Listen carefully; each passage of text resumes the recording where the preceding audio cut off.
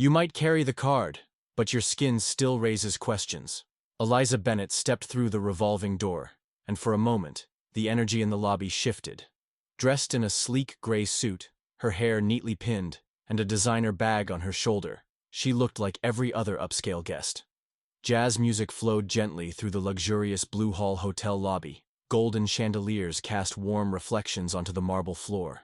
But no amount of elegance could dim the sharp edge of certain glances. At 38, Eliza, a dark-skinned woman who'd endured this too many times, heard the familiar sting in the receptionist's voice before even being greeted. "Are you a guest here?"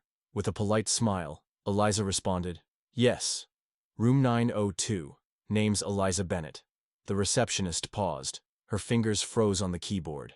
Then her eyes shifted from the screen to Eliza, with a flicker of doubt. "Just one moment, please." Minutes passed. A glance was exchanged with the security desk. 2 white male guards approached. "Ma'am, may we see your ID, please?" Eliza's eyebrows lifted. "Why?" "We've had reports of suspicious activity. Someone unverified roaming the premises. Please come with us." Eliza looked around. The lobby was quiet, but eyes were everywhere. The pianist kept playing. The music didn't cover the fire building in her chest. She said nothing. She simply tightened her grip on her bag. Sometimes a reaction only fuels the bias.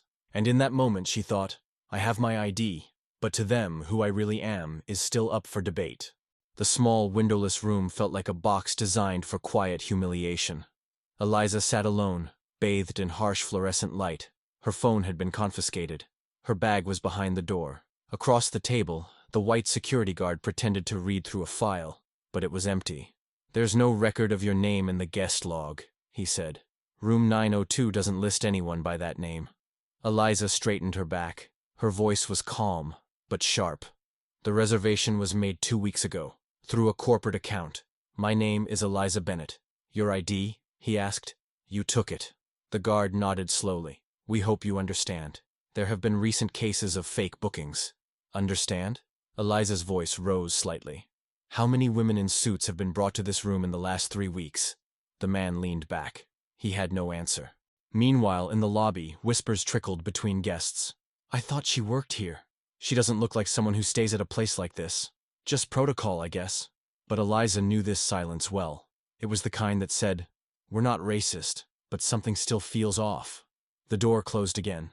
The room returned to its suffocating quiet. And Eliza whispered to herself, "I'm not just staying in this building, but no one here knows that." Eliza was escorted through long hallways covered in crisp-lined carpet, eventually arriving at the hotel manager's office.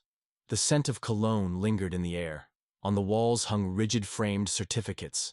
In front of the window sat a pricey bottle of whiskey. And behind the desk, a man. Hotel manager Thomas Wexler. White, silver-haired, polished smile, persuasive tone. When Eliza entered, he adjusted his glasses and spoke without standing. "Ms. Bennett, let me first apologize for the misunderstanding." "Misunderstanding?" Eliza exhaled. "I was questioned at the front desk, taken into a security room, my phone confiscated. All of this, without any wrongdoing." Wexler responded with the smooth diplomacy of someone used to putting out fires. "Our staff must remain vigilant. Our hotel has faced its share of fraud cases. It was a routine security check." "Routine?" Eliza asked sharply, eyes fixed on him. "Do the other guests go through this same routine?" Wexler fell silent. Then, as if switching on a well-rehearsed script, he dipped his head and continued, "To make amends, we've waived the charges for tonight's stay. Additionally, we can provide you with a formal letter of apology regarding the incident in the lobby." Eliza laughed, a short, bitter laugh. "How convenient. The same people who treated me like I didn't belong now want to offer me a gesture." Wexler had no reply. Eliza slung her bag over her shoulder and let her gaze sweep across the office, the framed leadership certification on the wall, the floral postcard tin in the corner, the whiskey bottle by the window. "You know," she said, while stepping toward the door, "sometimes you don't want to feel like a guest here. You want to feel like an owner. But even in this building, what's mine always seems to belong to someone else first." Wexler watched her walk away, and Eliza didn't leave that room as just a humiliated guest. She walked out filled with a quiet fury, and a resolve to reveal the truth of who she really was. As Eliza stepped through the golden-framed doors of the restaurant, the soft notes of jazz filled the air, dancing beneath dimmed chandelier light. The tables were adorned with crisp white linens and polished silverware. But more than anything, the room was filled with eyes, and most of them were on her. She found an empty corner table. She didn't order. She didn't even open the menu. She just sat, quiet, observed. The waiter approached with a smile that faltered halfway through. "Good evening, ma'am. Are you one of our special guests? Do you have a reservation?" Eliza didn't flinch.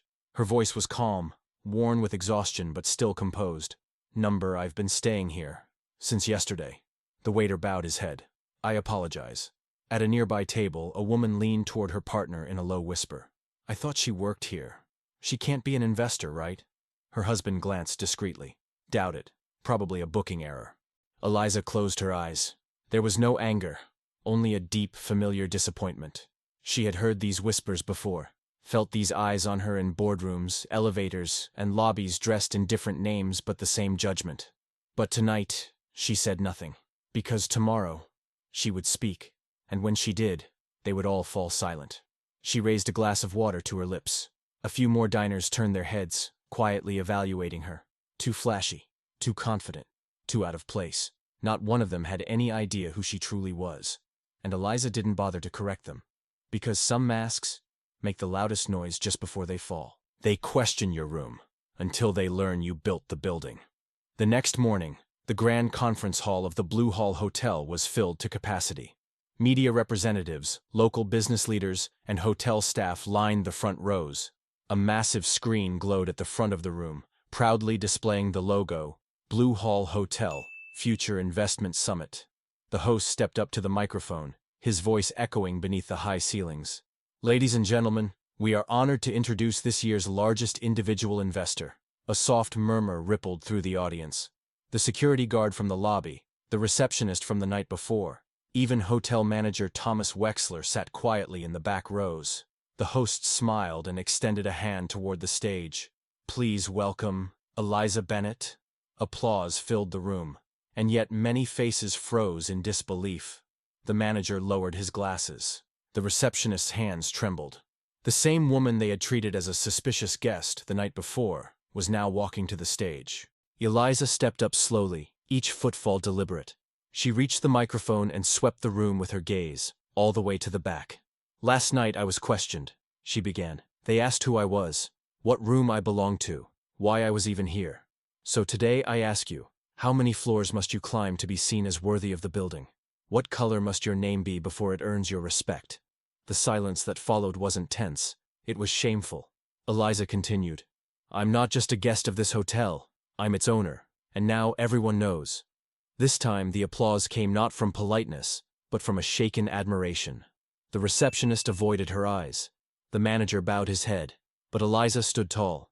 Because some nights try to make you forget who you are, but some mornings make sure the world remembers.